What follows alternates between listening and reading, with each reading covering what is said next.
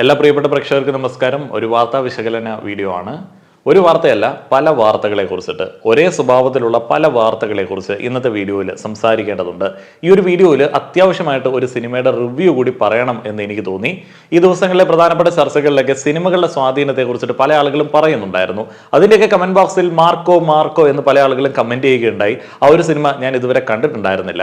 ഇന്നാണ് ആ ഒരു സിനിമ കണ്ടത്. ഹനീഫ് അദേനിയുടെ ആ ഒരു സിനിമയെ കുറിച്ചിട്ടും ആ ഒരു സിനിമ എന്തെങ്കിലുമൊക്കെ സ്വാധീനം ഈ വ്യക്തികളിൽ, പുതുതായി ക്രൈം ചെയ്യുന്ന വ്യക്തികളിൽ ചെലുത്തുന്നുണ്ടോ എന്നുള്ളതിനെ കുറിച്ചിട്ടും ഒന്ന് ചിന്തിക്കേണ്ടതുണ്ട്. പക്ഷെ ആദ്യം തന്നെ പറയാമല്ലോ, ആ ഒരു സിനിമയ്ക്ക് അത്രയധികം സ്വാധീനം ചെലുത്താനായിട്ടുള്ള ശക്തി ഉള്ളതായി എനിക്ക് തോന്നിയില്ല. കുറച്ച് നിമിഷങ്ങൾക്ക് മുൻപ് ഇൻസ്റ്റാഗ്രാമിൽ കണ്ട ഒരു റീല് ഞാനൊന്ന് പ്ലേ ചെയ്യുകയാണ്. തിരുവനന്തപുരം നഗരൂരിൽ സ്വകാര്യ എഞ്ചിനീയറിംഗ് കോളേജിൽ വിദ്യാർത്ഥി കുത്തേറ്റ് മരിച്ചു. പട്ടപ്പാറയിൽ ഭാര്യയെ കൊന്ന് ഭർത്താവ് ആത്മഹത്യ ചെയ്തു. പാലക്കാട് അട്ടപ്പാടി അരളിക്കോണത്ത് മകൻ അമ്മയെ ഹോളോ ബ്രിക്സ് കൊണ്ട് തലക്കടിച്ചു കൊന്നു. തിരുവനന്തപുരത്ത് മകൻ അച്ഛനെ വെട്ടിക്കൊന്നു. കോഴിക്കോട് പുതുപ്പാടിയിൽ ലഹരി മരുന്നിനടിമയായ മകൻ കിടപ്പ് രോഗിയായ മാതാവിനെ വെട്ടിക്കൊന്നു. തിരുവനന്തപുരം വെഞ്ഞാറമൂട് 6 പേരെ വെട്ടിക്കൊലപ്പെടുത്തി. റാഗിങ്ങിനെ തുടർന്ന് 15-കാരനായ മിഹിർ ജീവനൊടുക്കി. എറണാകുളം ചേന്ദമംഗലത്ത് ഒരു വീട്ടിലെ 3 പേരെ വെട്ടിക്കൊന്നു. തൃശൂരിൽ യുവാവിനെ കുത്തിക്കൊന്ന വിദ്യാർത്ഥികൾ കഞ്ചാവിനടിമ. ആലുവയിൽ ജിം ട്രെയിനർ വെട്ടേറ്റു മരിച്ച. പാലക്കാട് ഉപ്പുംപാടത്ത് യുവതിയെ ഭർത്താവ് കുത്തിക്കൊന്നു. ഈ 2 മാസത്തിനിടയിൽ നടന്ന കൊലപാതകങ്ങളെ കുറിച്ചിട്ടാണ് ആ ഒരു റീല് പറയുന്നത്. ഇന്നലെ മിനിഞ്ഞാന്നൊക്കെ ആയിട്ട് നമ്മൾ ധാരാളം ക്രൈമുകളുമായി ബന്ധപ്പെട്ട ചർച്ചകളിൽ ഏർപ്പെട്ടു. വെഞ്ഞാറമൂട് കൂട്ടക്കൊലപാതകത്തിന്റെ ഞെട്ടലും മാറുന്നതിന് മുൻപേ തന്നെ താമരശ്ശേരിയിൽ വിദ്യാർത്ഥി സംഘർഷത്തിൽ 10ാം ക്ലാസ്സുകാരൻ മരണപ്പെട്ടു. ഈ 10ാം ക്ലാസ്സുകാരന്റെ മരണം, ആ ഒരു മരണത്തിന് ഇടയാക്കിയ സാഹചര്യങ്ങൾ എന്ന് പറയുന്നത് വളരെ ചെറിയ വാക്തർക്കങ്ങളാണ്, വിദ്യാർത്ഥികളുടെ കോമൺ ആയിട്ടുള്ള ചില സംഘർഷ സാഹചര്യങ്ങളൊക്കെയാണ്. എന്നാലും അവിടെ അവർക്ക് ഒരാളെ തല്ലിക്കൊല്ലാനായിട്ടുള്ള ഒരു മൈൻഡൊക്കെ ഉണ്ടായി എന്നുള്ളത് ചർച്ച ചെയ്യപ്പെടേണ്ടത് തന്നെയാണ്. 28-29 വയസ്സിന് താഴെയുള്ള ആളുകൾ ക്രിമിനൽ ആക്ടിവിറ്റികളിൽ ഏർപ്പെടുന്ന സമയത്ത്, അവരിൽ ചില ആളുകൾ കൊലപാതകികളായി മാറുന്ന സമയത്ത്, അവരിൽ പല ആളുകളെയും ഡ്രഗുമായിട്ട് പിടിക്കപ്പെടുന്ന സമയത്ത് ഉണ്ടാവുന്ന വാർത്തകൾക്ക്, നടത്തപ്പെടുന്ന ചർച്ചകൾക്ക് പൊതുവായിട്ടൊരു സ്വഭാവമുണ്ട്. അത് ന്യൂ ജനറേഷനെ കുറിച്ചിട്ടുള്ള ആകുലതയാണ്.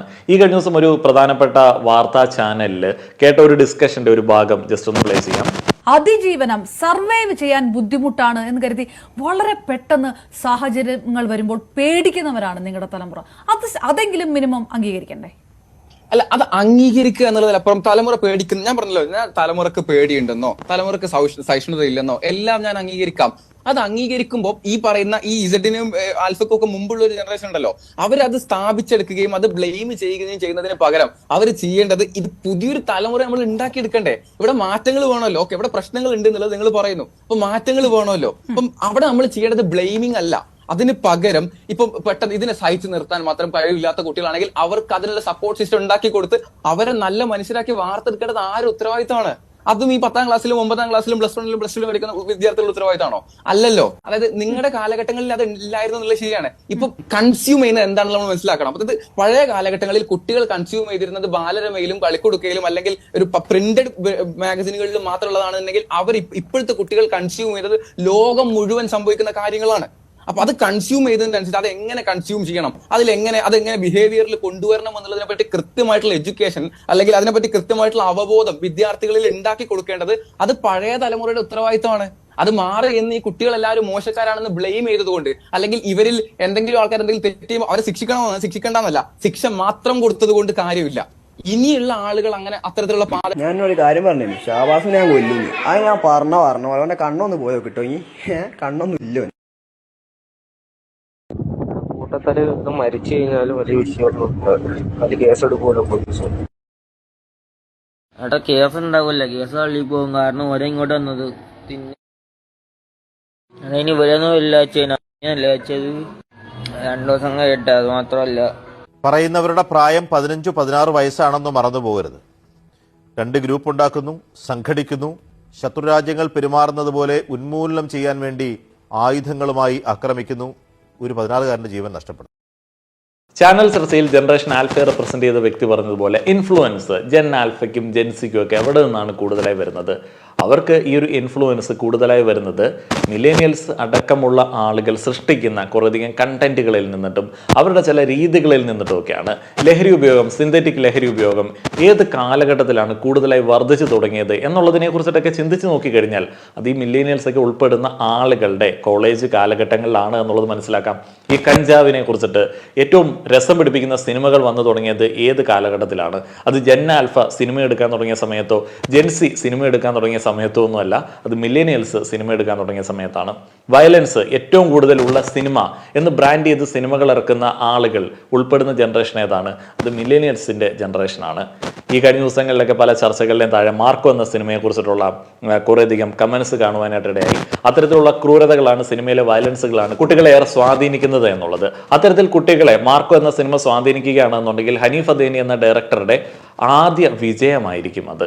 കാരണം അത്രയധികം നിലവാര തകർച്ചയുള്ള സിനിമകൾ കണ്ടിന്യൂസ് ആയിട്ട് ക്ലീഷേ പ്ലോട്ടുകൾ വെച്ച് അടിച്ചു വിടുന്ന യാതൊരുവിധ കണ്ടന്റും ഇല്ലാത്ത സിനിമകൾ നിർമ്മിക്കുന്ന ഒരു വ്യക്തിയാണ് ഈ ഹനീഫ് അദേനി. അദ്ദേഹത്തിന്റെ മാർക്കോ എന്ന സിനിമയും വിഭിന്നമല്ല. മുന്നേ ഉള്ള സിനിമകളിലേക്ക് ഉണ്ടായിരുന്നത് പോലെയുള്ള മാർക്കറ്റിംഗ് എലമെന്റുകൾ ഉണ്ടായതുകൊണ്ട് മാത്രം വിൽക്കപ്പെട്ട ഒരു സിനിമയാണ്. മുന്നേ ഉള്ള സിനിമകൾ അത്രത്തോളം സ്റ്റാർസിനെ വെച്ച് ചെയ്തിട്ടുണ്ട് എന്നുണ്ടെങ്കിലും, ഇതേ പ്ലോട്ട് വെച്ച് ചെയ്തിട്ടുണ്ട് എന്നുണ്ടെങ്കിലും അതിന് കിട്ടാത്ത വിജയം മാർക്കോയ്ക്ക് കിട്ടിയത് അതിന് ഡിഫറെന്റ് ആയിട്ടുള്ള വയലൻസ് മൂഡിലുള്ള പ്രൊമോഷൻ കൊണ്ടാണ്. ഈ മാർക്കോ എന്ന് പറയുന്ന സിനിമയുടെ ഫസ്റ്റ് റിവ്യൂ എന്താണെന്ന് അറിയാമോ? ഞാൻ കണ്ട ആദ്യത്തെ review extreme violence, extreme brutality, extreme satisfaction. ഞാൻ അന്തവിട ഒരു ബ്രൂട്ടാലിറ്റി നിങ്ങളെ എങ്ങനെയാണ് തൃപ്തിപ്പെടുത്തുക?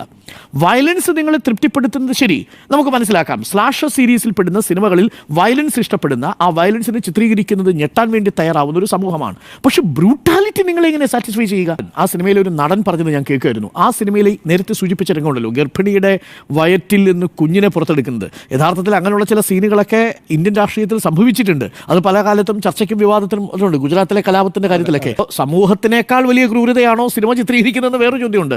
നിങ്ങൾ എങ്ങനെയാണ് ഗർഭിണിയെ പുറത്തേക്ക് എടുക്കുന്നത്, അതിനെ കൊല്ലൂ എന്ന തരത്തിലുള്ള വലിയ ചർച്ചകളൊക്കെ നടന്നു. മറുഭാഗം അത് നിഷേധിക്കുകയും ചെയ്തിട്ടുണ്ട്. ഇനി നമുക്ക് മാർക്കോയുടെ റിവ്യൂയിലേക്ക് വന്നു കഴിഞ്ഞാൽ ഏറെ പഴി കേട്ടിട്ടുള്ള ഒരു മൂവിയാണ് മാർക്കോ. ദയവ് ചെയ്തിട്ട് ഇതിനകത്തേക്ക് ഉണ്ണി മുകുന്ദനെ വലിച്ചുകൊണ്ട് വരരുത്. കാരണം ഉണ്ണി മുകുന്ദന് ഈ ഒരു സിനിമയുടെ റിവ്യൂമായിട്ട് യാതൊരുവിധ ബന്ധവുമില്ല. അദ്ദേഹം ഈ ഒരു സിനിമയിലെ മാർക്കോ എന്ന് പറയുന്ന ക്യാരക്ടറിനെ അവതരിപ്പിച്ചിരിക്കുന്ന വ്യക്തിയാണ്. അതേപോലെ തന്നെ സിനിമയ്ക്ക് ഫണ്ട് ചെയ്തിട്ടുണ്ട്. ഈ സിനിമ എഴുതി ഉണ്ടാക്കിയ, ഇത് ഡയറക്റ്റ് ചെയ്ത ഹനീഫ് അദേനിയെ കുറിച്ചിട്ടാണ് നമ്മൾ ഈ ഒരു സിനിമയുടെ റിവ്യൂവിൽ കൂടുതലായിട്ട് സംസാരിക്കേണ്ടത്. അദ്ദേഹത്തിന്റെ ചില വയലൻസ് ഫാന്റസികളൊക്കെയാണ് ഈ ഒരു സിനിമയിൽ നമുക്ക് കാണാനായിട്ട് സാധിക്കുന്നത്. അദ്ദേഹം ഇത്തരത്തിലുള്ള ഫാന്റസികളിൽ മികച്ചു നിൽക്കുന്ന ഒരു സംവിധായകനാണ്, എഴുത്തുകാരനാണ്. ബിലോ ആവറേജ് ചവറുകൾ ഇതിനു മുന്നേയും കാര്യമായിട്ട് തന്നെ ഉണ്ടാക്കിയ പാരമ്പര്യമുള്ള ഒരു വ്യക്തിയാണ്.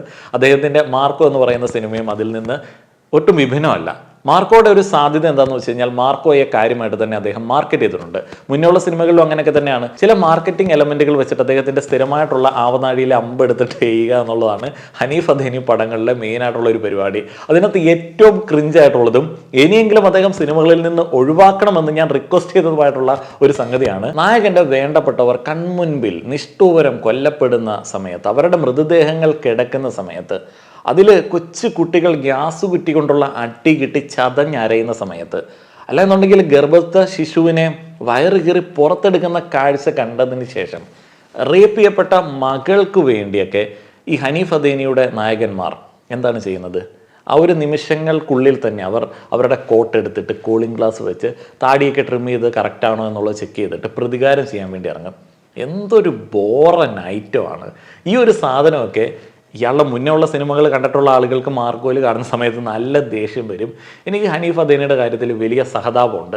കുറേയധികം പൈസയൊക്കെ ഉണ്ടാവും ഇപ്പോൾ മാർക്കോ പോലുള്ള ഒരു സിനിമ ഇറങ്ങുന്ന സമയത്ത്. പക്ഷേ ഒരു ഡയറക്ടർ എന്നുള്ള രീതിയിൽ, ഒരു റൈറ്റർ എന്നുള്ള രീതിയിൽ എന്തെങ്കിലും ഒരു ഇൻപുട്ട്, വ്യത്യസ്തമായിട്ടുള്ളൊരു ഇൻപുട്ട് ഈ ഒരു കാലഘട്ടത്തിൽ കൊടുക്കാനില്ല എന്നുള്ളത് ഒരു വലിയ പരാജയം തന്നെയാണ്.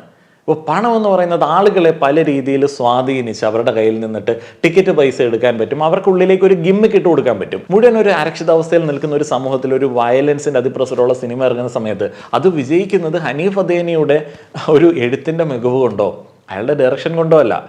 അതേപോലെ തന്നെ മാർക്കോ എന്ന സിനിമ ഇപ്പോഴുള്ള അക്രമ വാസനകളെ കൂടുതലായിട്ട് സ്വാധീനിക്കുന്നുണ്ടോ, കുട്ടികളെ കൂടുതലായിട്ട് സ്വാധീനിക്കുന്നുണ്ടോ? ഇല്ല എന്നുള്ള നിസ്സംശയം പറയാം.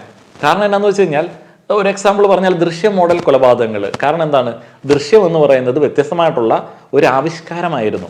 അതിനകത്ത് ഈ ദൃശ്യം മോഡൽ എന്ന് പറയാൻ പറ്റുന്ന രീതിയിലേക്കുള്ള പുതുമയുള്ള ഒരു സമീപനം ഉണ്ടായിരുന്നു. മാർക്കോയിൽ എന്തുണ്ട്? കുറേയധികം വയലൻസ് സിനിമകളിൽ നിന്ന് അടിച്ചു മാറ്റിയ കുറേയധികം സാധനങ്ങൾ കൂടുതൽ പൊലിപ്പിച്ച് കാണിച്ചിരിക്കുന്നതല്ലാതെ ഇതുവരെ വയലൻസ് സിനിമകളിൽ കാണാത്ത ഒരു സാധനമില്ല.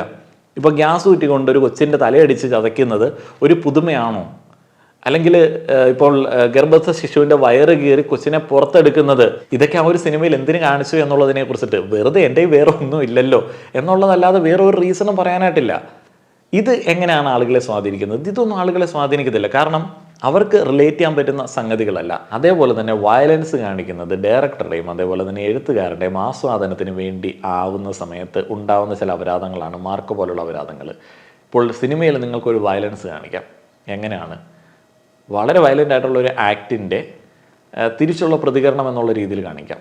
ഇപ്പോൾ സിനിമയിൽ ഇപ്പോൾ ഇയാളുടെ സിനിമയിൽ വില്ലന്മാരുടെ കുറേയധികം വില്ലത്തരങ്ങളാണ് കൂടുതലായിട്ട് കാണിച്ചിരിക്കുന്നത്. ഇപ്പം അവിടെ ഒരു കുട്ടിയെ ക്രൂരമായിട്ട് വില്ലൻ ഗ്യാസ് ഊറ്റി വെച്ച് കൊന്നു. ഓക്കെ, ഗ്യാസ് ഊറ്റി വെച്ച് അടിച്ച് കൊന്നു. അപ്പോൾ ആ കൊച്ചിങ്ങനെ ചതഞ്ഞ് കിടക്കുന്ന വീണ്ടും വീണ്ടും കാണിക്കുന്നത് ആർക്ക് പിണ്ടം വയ്ക്കാനാണ് എന്നുള്ളത് എനിക്ക് മനസ്സിലായില്ല.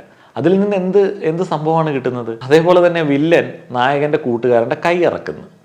ഓക്കെ, കൈയറുത്തോട്ട് അവൻ്റെ വില്ലത്തരം നല്ല ഭംഗിയുണ്ട്. അതൊക്കെ പിന്നെ ഓക്കെ, സ്വാഭാവികമായിട്ടുള്ള വില്ലത്തരങ്ങളാണെന്ന് വിചാരിക്കാം. ഇപ്പം നായകൻ തൻ്റെ കൂട്ടുകാരനെ തിരിച്ച് വണ്ടിയിലേക്ക് കൊണ്ടുപോയി ഇരുത്തിയിട്ട് തിരിച്ചു വന്ന് ബാക്കി അവിടെ കിടക്കുന്ന ആൾക്കാരുടെ എല്ലാം കാലിറക്കുന്നു അവൻ്റെ വേദന മാറാൻ വേണ്ടി. ഇതൊക്കെ എന്തൊരു കോമഡിയാണ്.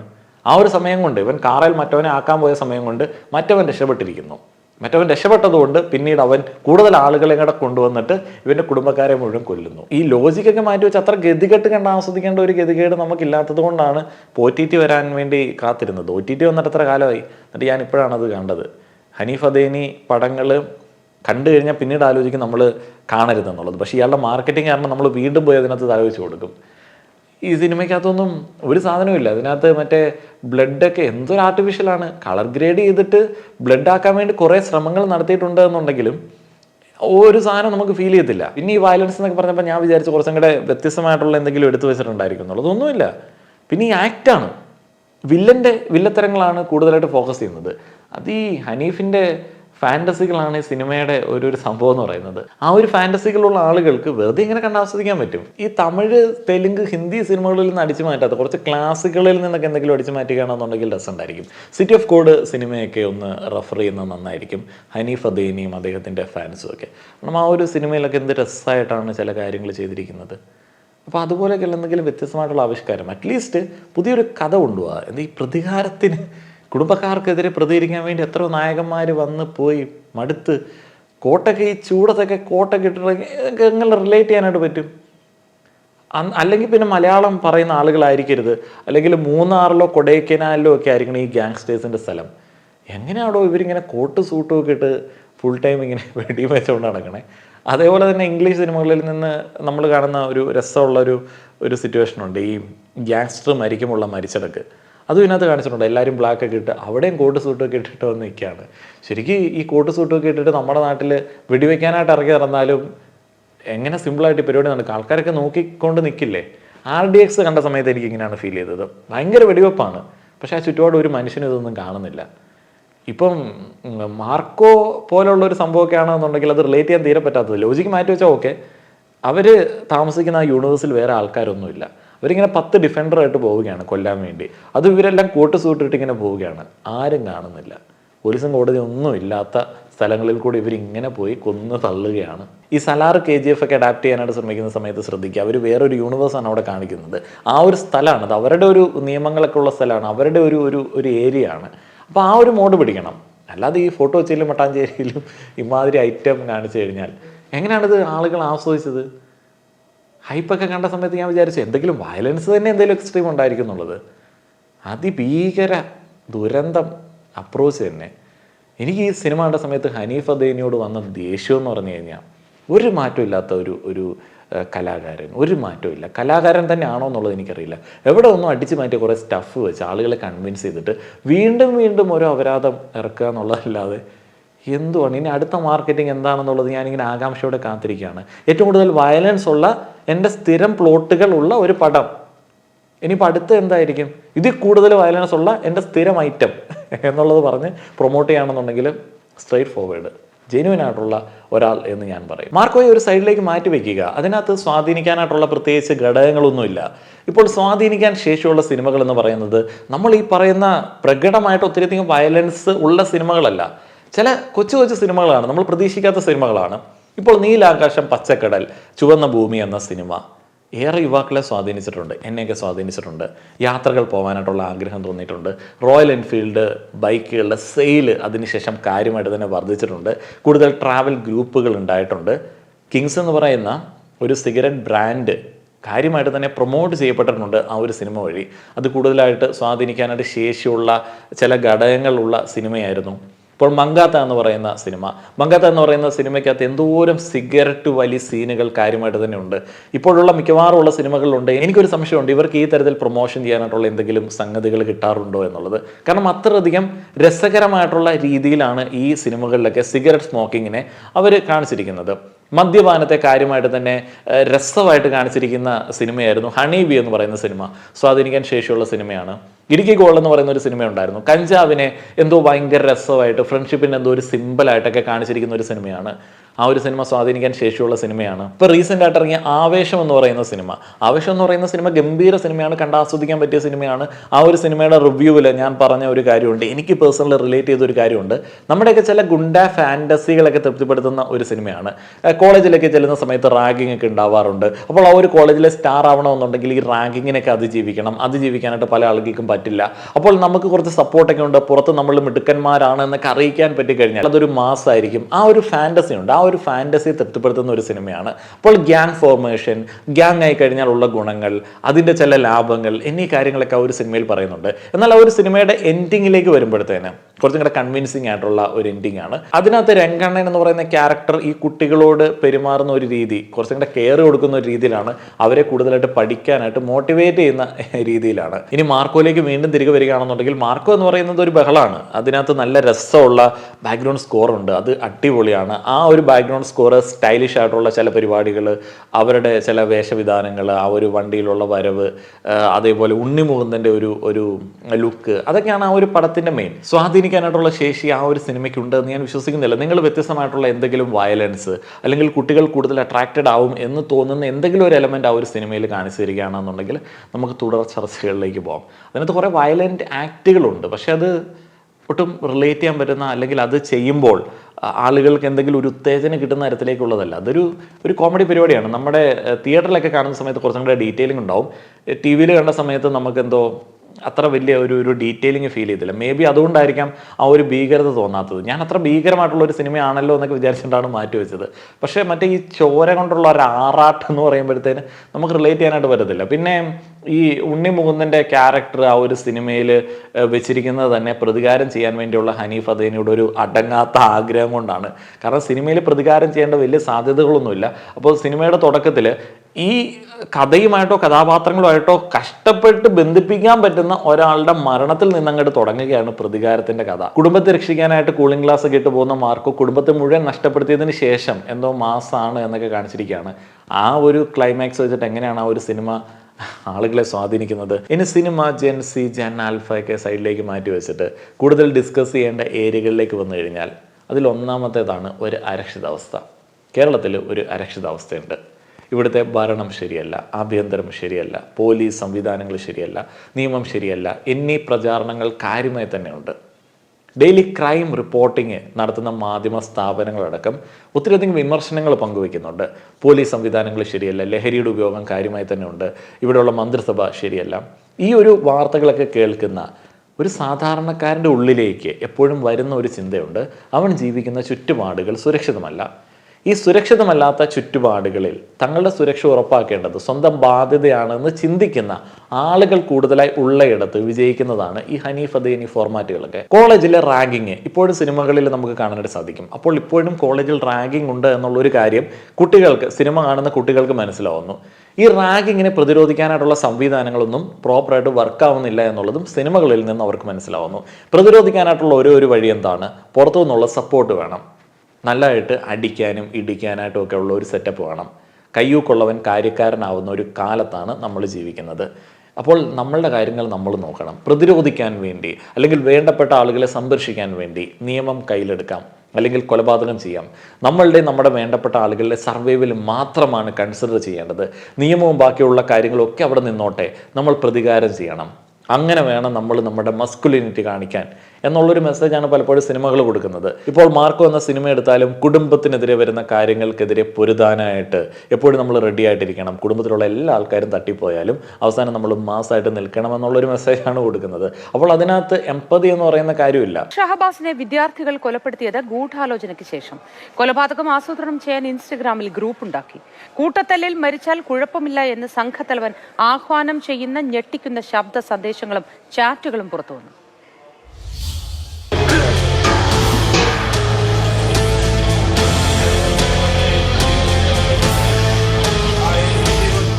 പത്താം ക്ലാസ് വിദ്യാർത്ഥി ഷഹബാസിനെ വധിക്കാൻ ഗൂഢാലോചന നടത്തിയതിന്റെ ഞെട്ടിക്കുന്ന തെളിവുകൾ ഓരോന്നായി പുറത്തു വരികയാണ്. ആക്രമണം ആസൂത്രണം ചെയ്യാൻ ഇൻസ്റ്റയിൽ ഗ്രൂപ്പുണ്ടാക്കി. നെഞ്ചക്കെന്ന ആയുധം ഉപയോഗിച്ചെന്ന് വിദ്യാർത്ഥികൾ തന്നെ പറയുന്നു. കൊല്ലുന്നതടക്കം ഞെട്ടിക്കുന്ന ചാറ്റുകളും ശബ്ദ സന്ദേശങ്ങളും പുറത്തു വന്നു. ഞാനൊരു കാര്യം പറഞ്ഞു, ഷഹബാസിനെ ഞാൻ കൊല്ലുന്നു. അത് ഞാൻ പറഞ്ഞു അവന്റെ കണ്ണൊന്ന് പോയോ കിട്ടോ? ഈ കണ്ണൊന്നും ഇല്ലോ. കൂട്ടത്തല് മരിച്ചു കഴിഞ്ഞാലും വലിയ വിഷയമൊന്നും അത് കേസെടുക്കുമല്ലോ പോലീസ്. അവിടെ കേസ് ഉണ്ടാവില്ല, കേസ് തള്ളി പോകും. കാരണം ഓരോ ഇങ്ങോട്ട് വന്നത്. പരിക്ക് ഗുരുതരമാണെന്നറിഞ്ഞതിന് പിന്നാലെ അക്രമി സംഘത്തിൽപ്പെട്ട വിദ്യാർത്ഥി ഷഹബാസിന് വാട്സപ്പിൽ മെസ്സേജ് ഇട്ടു. അതും തെളിവായി. ഒഴിവാക്കി പോകുമ്പോ ഇനി പിന്നെയും വന്നതാ. പിന്നെ ഒന്നേത്തെ പ്രശ്നം ഞങ്ങൾ ആരും മനസ്സിൽ പോലും വിചാരിച്ചില്ല. ഇപ്പൊ നിങ്ങൾ എം ജെയുള്ള ഏതോ ചെക്കന്മാർ ഞങ്ങളെ വിളിച്ച് പിന്നെ എല്ലാം കൂടി വിളിയായി, എല്ലാവരും കൂടി ആയിട്ട് എത്തിയതാണ്. അതിൻ്റെ ഇടയിൽ കൂടെ ഇനിയാണ് എന്നോട് മാത്രമായിട്ട് പെരുഞ്ചല്. ഞാൻ എന്തേതാ പിന്നെ ചെയ്യേണ്ടി ഇനി പറഞ്ഞോണ്ടാ. പിന്നെ കൂട്ടതല്ലായി. ഇൻസ്റ്റഗ്രാം ചാറ്റിന്റെ വാൾപേപ്പർ കൊറിയൻ വെബ് സീരീസ് ആയ സ്ക്വിഡ് ഗെയിം ഡോളിന്റെ ചിത്രമാണ്. അക്രമി സംഘത്തിൽ മുതിർന്നവരുമുണ്ടെന്ന് ഷഹബാസിന്റെ അമ്മാവൻ പറയുന്നു. കാരണം ഡോക്ടേഴ്സും പറഞ്ഞിട്ടുണ്ട് കുട്ടികളടി ഇതുപോലെയല്ല. ഇപ്പോൾ വലിയ ആളുകളും വലിയ മാരകമായുള്ള ആയുധങ്ങൾ ഉപയോഗിച്ചുകൊണ്ടുള്ളൊരു മർദ്ദനമാണ് ഉണ്ടായതെന്നും ഡോക്ടേഴ്സും പറഞ്ഞിട്ടുണ്ട്. CCTVയിലൊക്കെ കാണാൻ കഴിയുന്നുണ്ട്. പുറത്തുനിന്നുള്ള ആളുകളൊക്കെ കാണാൻ കഴിയുന്നുണ്ട്. കുട്ടികളല്ലാതെ പുറത്തുനിന്നുള്ള ആളുകളൊക്കെ കാണാൻ കഴിയുന്നുണ്ട്. അതേസമയം സംഘത്തിലെ വിദ്യാർത്ഥികളല്ലാത്തവരെ കുറിച്ച് ഇതുവരെ സൂചനയൊന്നും ലഭിച്ചിട്ടില്ല. ഈ ക്രിമിനൽസിന്റെ ഓഡിയോ സന്ദേശങ്ങളിൽ നിന്ന് എനിക്ക് മനസ്സിലായ കാര്യം പറയുകയാണെന്നുണ്ടെങ്കിൽ നിങ്ങളിൽ പല ആളുകളും അംഗീകരിക്കത്തില്ല. ഫാന്റസികളാണ്. കാലങ്ങളായിട്ട് പല ആളുകളുടെയും ഉള്ളിൽ കിടക്കുന്ന ഫാന്റസികളാണ്. ആ ഒരു ഫാന്റസികൾ ഉണ്ടാവുന്നത് നമ്മൾ കേൾക്കുന്ന വാർത്തകളിൽ നിന്നിട്ട്, നമ്മൾ കണ്ട സിനിമകളിൽ നിന്നിട്ടൊക്കെയാണ് എന്നുള്ളത് യാഥാർത്ഥ്യമാണ്. കാലങ്ങളായിട്ട് എനിക്ക് ഓർമ്മ വെച്ച കാലം മുതൽ ഞാൻ കാണുന്ന സിനിമകളിൽ ഭൂരിപക്ഷവും ഗവൺമെന്റിനെയും അതേപോലെ തന്നെ പോലീസ് സംവിധാനത്തെയും കോടതിയും ഒക്കെ വിമർശിക്കുന്നതാണ്. കാരണം അവിടെ ഒന്നും ഒരു പ്രതീക്ഷയും വേണ്ട. ഏതെങ്കിലും പവർഫുൾ ആയിട്ടുള്ള നായകന്മാർ ഉണ്ടെങ്കിൽ മാത്രമേ മാറ്റങ്ങൾ ഉണ്ടാവൂ, ആളുകൾക്ക് രക്ഷയുള്ളൂ. നമ്മളെ സംരക്ഷിക്കാൻ വേണ്ടി, നമ്മുടെ കുടുംബാംഗങ്ങളെ സംരക്ഷിക്കാൻ വേണ്ടി നമ്മൾ നായകനായിട്ട് ഒരു ആണായിട്ട് ഇറങ്ങണം എന്നുള്ള മെസ്സേജാണ് പല സിനിമകളും കൊടുക്കുന്നത്. ആ ഒരു സിനിമകളും വാർത്തകളും ഒക്കെ കാലങ്ങളായിട്ട് കൺസ്യൂം ചെയ്യുന്ന ആളുകളിലേക്ക് പോസിറ്റീവായിട്ട് ഒരു പ്രതീക്ഷയും ഇവിടെയുള്ള മാധ്യമങ്ങളോ ഇവിടെയുള്ള വാർത്തകളോ കൊടുക്കുന്നില്ല. ഒരു പ്രതീക്ഷയും കൊടുക്കുന്നില്ല. നിങ്ങൾക്ക് പവർ ഉണ്ട് എന്നുണ്ടെങ്കിൽ, നിങ്ങൾക്ക് ഗ്യാങ് ഉണ്ട് എന്നുണ്ടെങ്കിൽ, നിങ്ങൾക്ക് ക്രിമിനൽ മെന്റാലിറ്റി ഉണ്ട് എന്നുണ്ടെങ്കിൽ മാത്രം പിടിച്ചു നിൽക്കാൻ പറ്റുന്ന ഒരു സാഹചര്യമാണ് ഇവിടെ ഉള്ളത് എന്ന് സിനിമകൾ ഇങ്ങനെ വരുത്തി തീർക്കുകയാണ്. ഇപ്പോൾ മാർക്കോ സിനിമയിലേക്ക് തന്നെ വന്നു കഴിഞ്ഞാൽ അതിനകത്തെ സിദ്ദിഖ് അവതരിപ്പിക്കുന്ന കഥാപാത്രം, സിനിമയിലെ മാർക്കോയുടെ രക്ഷകർത്താവ്, സിനിമയിലെ പോസിറ്റീവായിട്ട് നിൽക്കേണ്ട ആളുകൾ, അവരും കള്ളക്കടത്തിന്റെ ഭാഗമാണ്, അവർ സ്വർണ്ണക്കടത്തുകാരാണ്. പക്ഷെ സിനിമയിൽ അവർ നായകന്മാരാണ്. ഒരു പരിധി വരെ ക്രിമിനൽ ആക്ടിവിറ്റികളൊന്നും കുഴപ്പമില്ല എന്നുള്ള മെസ്സേജാണ് ഇത്തരത്തിലുള്ള സിനിമകൾ കൊടുക്കുന്നത്. ഇപ്പോൾ ലൂസിഫർ എന്ന സിനിമ എടുത്താലും ഗ്യാങ്സ്റ്റർ കഥകളാണ് പറയുന്നത്. നല്ല ഗ്യാങ്സ്റ്ററും മോശം ഗ്യാങ്സ്റ്ററും. നല്ല ഗ്യാങ്സ്റ്റർ ആവാം, അല്ലെങ്കിൽ മോശം ഗ്യാങ്സ്റ്റർ ആവാം. മോശം ഗ്യാങ്സ്റ്റർ ആയി കഴിഞ്ഞാൽ കൂടുതൽ പൈസ ഉണ്ടാവും. ഇപ്പോൾ നമ്മുടെ ലോകേഷ് കനകരാജ് സിനിമകൾ എടുത്ത് നോക്കിക്കഴിഞ്ഞാൽ അതിനകത്തും ഇതൊക്കെ തന്നെയാണ്. ഈ സിനിമകളും വാർത്തകളും ആളുകളുടെ നറേഷൻസും ഒക്കെ കൂടുതലായി ജനങ്ങളിലേക്ക് ഇട്ടുകൊടുക്കുന്ന ഒരു പിക്ചർ എന്താണെന്ന് വെച്ച് കഴിഞ്ഞാൽ, നല്ലത് തിന്മ എന്നൊക്കെ പറയുന്നത് നല്ല ഗുണ്ടയും മോശം ഗുണ്ടയും തമ്മിലുള്ള കാര്യങ്ങളാണ്. ഗുണ്ടായിസ് രണ്ടിനകത്തും ഉണ്ട്, കള്ളക്കടത്തും ചെറിയ പരിപാടികളൊക്കെ രണ്ടിനകത്തും ഉണ്ട്. കൊലപാതകം ചെയ്യുന്നത് നല്ല ഗ്യാങ്സ്റ്റർ അല്ല, കൊലപാതകം ചെയ്യുന്നത് മോശം ഗ്യാങ്സ്റ്ററാണ്. പക്ഷെ നല്ല ഗ്യാങ്സ്റ്റർക്ക് മോശം ഗ്യാങ്സ്റ്ററെ കൊലപാതകം ചെയ്യാനായിട്ടുള്ള പരിപാടിയൊക്കെ ചെയ്യാം. Narcotics is A dirty business. ബാക്കിയുള്ള ബിസിനസ്സുകൾ, അതിപ്പോൾ കള്ളക്കടത്താണെങ്കിലും വലിയ കുഴപ്പമൊന്നുമില്ല. ഇങ്ങനെയുള്ള പിക്ചേഴ്സ് കാലങ്ങളായിട്ട് കൊടുത്തിട്ട് കള്ളക്കടത്തുകാരും അഴിമതിക്കാരും ഗ്ലാമറസ് ആയിട്ട് നടക്കുന്ന ഇമേജസ് കാണിച്ചിട്ട് ഇന്നത്തെ കുട്ടികൾ അങ്ങനെയായി എന്നൊക്കെ പറഞ്ഞിട്ട് എന്ത് കാര്യമാണുള്ളത്? എന്ത് പോസിറ്റീവായിട്ടുള്ള സംഗതിയാണ് ഇതിനകത്ത് കൊടുക്കുന്നത്? രാജ്യം നന്നാവണമെന്നുണ്ടെങ്കിൽ, ഇപ്പോൾ ഏറ്റവും കൂടുതൽ ആളുകൾ വിമർശിക്കുന്ന ആഭ്യന്തരം നന്നാവണമെന്നുണ്ടെങ്കിൽ, മന്ത്രിസഭ നന്നാവണമെന്നുണ്ടെങ്കിൽ എന്ത് ചെയ്യണം? നല്ല ജനപ്രതിനിധികൾ വരണം, യുവാക്കൾ ആ ഒരു മേഖലയിലേക്ക് കടന്നു വരണം, നല്ല ആളുകൾ വരണം. അപ്പോൾ അത്തരത്തിൽ നല്ല മാറ്റം ഉണ്ടാവുന്ന എന്തെങ്കിലും രാഷ്ട്രീയം ചർച്ച ചെയ്യുന്ന ഏതെങ്കിലും ഒരു സിനിമ കാണാനായിട്ട് പറ്റുമോ? ഇല്ല. രാഷ്ട്രീയക്കാരെല്ലാം അഴിമതിക്കാരാണ്. അങ്ങനെയുള്ളൊരു മെസ്സേജ് കൊടുക്കുന്നതുകൊണ്ട് എന്താണ് സംഭവിക്കുന്നത്? അന്നേ വോട്ട് ചെയ്യേണ്ട ആവശ്യമില്ല. വോട്ട് ചെയ്യാതിരുന്നു കഴിഞ്ഞാൽ എന്തെങ്കിലും കാര്യമുണ്ടോ? അതുമില്ല. ഇങ്ങനെ യാതൊരു ബോധവും ഇല്ലാത്ത ചിന്താ വൈകല്യമുള്ള കലാകാരന്മാരുടെയും മാധ്യമപ്രവർത്തകരുടെയും കുറേയധികം സാധനങ്ങൾ ഇങ്ങനെ കണ്ട് മടുത്തിരിക്കുന്ന ആളുകൾക്കിടയിൽ നിന്ന് ക്രൈം വരുന്ന സമയത്ത് വീണ്ടും മാധ്യമപ്രവർത്തകർ പറയുകയാണ്, ഈ ഒരു ജനറേഷൻ പ്രശ്നമാണ്, ഇന്ന ആൾക്കാർ പ്രശ്നമാണ്.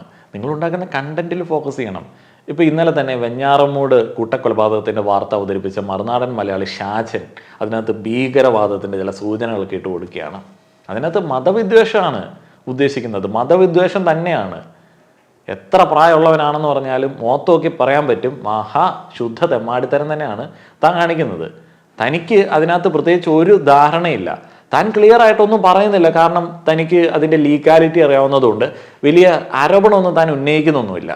പക്ഷെ താൻ വരുത്തി വെക്കുന്ന ഒരു സംഗതി എന്താണെന്ന് വെച്ച് കഴിഞ്ഞാൽ, ഈ പയ്യൻ രാത്രിയിൽ പുറത്തിറങ്ങാറുണ്ടായിരിക്കാം, ലഹരി ഉപയോഗിക്കുന്നുണ്ടായിരിക്കാം, നമുക്കറിയില്ല. അവൻ ഭീകര പരിശീലനം നേടാനായിട്ട് പോയിട്ടുണ്ട് എന്നുള്ള തരത്തിൽ അവതരിപ്പിക്കുകയും അതിൻ്റെ താഴെ കമൻറ്റ് ബോക്സിൽ അത്തരത്തിലുള്ള കമൻറ്റുകൾ വരികയും ചെയ്യുന്ന സമയത്ത് വീണ്ടും ഒരു അരക്ഷിതാവസ്ഥയാണ് ഇട്ട് കൊടുക്കുന്നത്. ഇങ്ങനെയുള്ള മതത്തിലുള്ള ആളുകൾക്കിടയിൽ നമുക്ക് ജീവിക്കണമെന്നുണ്ടെങ്കിൽ ചില അടിത്തടവുകൾ പഠിച്ചു വെക്കേണ്ടതുണ്ട്. അതുകൊണ്ട് തന്നെയാണ് കുറുവടി പരിശീലനവും തോക്ക് പരിശീലനവും വാള് പരിശീലനവും ഒക്കെ വരുന്നത്. താങ്കളടക്കമുള്ള ആളുകൾ ആകുലപ്പെടുന്ന ഭീകര പരിശീലനം എങ്ങനെയാണ് ഉണ്ടാവുന്നത്? ബാക്കിയുള്ള ആളുകൾ ആക്രമിക്കാൻ സാധ്യതയുണ്ട് എന്നുള്ളൊരു ചിന്തയിലാണ് പലപ്പോഴും കൂട്ടങ്ങൾ ഭീകര പരിശീലനമൊക്കെ നടത്തുന്നത്. അതിപ്പോൾ സംഘികൾ നടത്തിയാലും സുഡാപ്പികൾ നടത്തിയാലും കൊങ്ങികളും കമ്മികളും നടത്തിയാലും എല്ലാം ഒരേപോലെയൊക്കെ തന്നെയാണ്. ഈ അരക്ഷിതാവസ്ഥ ഉള്ള സമയത്താണ് ആളുകൾ ആയുധം എടുക്കുന്നത്. ഈ ഭീതി വ്യാപാരം നടത്തുന്ന സിനിമകളും മാധ്യമങ്ങളും ഒക്കെ ശരിക്കും ശക്തമായിട്ട് മോണിറ്റർ ചെയ്യപ്പെടേണ്ടത് തന്നെയാണ്. ഇപ്പോൾ വീട്ടിലെ കാര്യങ്ങൾ നോക്കണമെന്നുണ്ടെങ്കിൽ ഗ്യാങ്സ്റ്റർ ആവണം, നീതി നടപ്പിലാക്കണമെന്നുണ്ടെങ്കിൽ പവർഫുൾ ആയിട്ടുള്ള മസിൽമാനായിട്ടുള്ള ഗ്യാങ്സ്റ്റർ ആവണം, കോട്ടിടണം, നല്ല കാറ് വേണം, അത്യാവശ്യം പൈസ കിട്ടണമെന്നുണ്ടെങ്കിൽ ഈ നർക്കോട്ടിക്സ് ചെയ്യരുത്, ഗോൾഡൊക്കെ വേണമെങ്കിൽ കടത്താം. ഇങ്ങനെയുള്ള ഓരോ തോന്നിയാസൊക്കെ പറഞ്ഞ് പരത്തി വെച്ചിട്ട് എന്തുവാണ് ഇപ്പോൾ ഭീഷ്മർ എന്ന് പറയുന്ന സിനിമ, ആ ഒരു സിനിമയിലെയും ഗ്യാങ്ങുകൾ ഗ്യാങ്സ്റ്റർ എന്നൊക്കെ പറയുന്ന എന്തെങ്കിലും നല്ല കാര്യം ചെയ്ത് പേരെടുത്തിട്ടുള്ള ആളുകളാണോ? അല്ല, എല്ലാ നായകന്മാരും ഇങ്ങനെയൊക്കെ തന്നെ. ഇനി ഇങ്ങനെയുള്ള വാർത്തകൾ വരുന്ന സമയത്ത് അതിൻ്റെ കമൻറ്റ് ബോക്സ് തന്നെ വിഭിന്നമാണോ? അതിൻ്റെ കമൻറ്റ് ബോക്സിൽ അവനെ കൊല്ലണം, അവളെ കൊല്ലണം, അവനെ ഇങ്ങോട്ട് ഞങ്ങൾ തല്ലിക്കൊല്ലാം, ഇങ്ങനെയുള്ള ക്രിമിനൽ മെൻറ്റാലിറ്റി ഉള്ള ആളുകൾക്കിടയിൽ നിന്ന് ക്രൈം റിപ്പോർട്ട് ചെയ്യുന്ന സമയത്ത് എന്തിനാണ് ഈ മാധ്യമങ്ങൾ മനസ്സാക്ഷിയെ ഞെട്ടിച്ചു എന്നൊക്കെ പറയുന്നത്? മനസ്സാക്ഷിയുള്ള ആളുകളുടെ എണ്ണം വളരെ കുറവാണ്.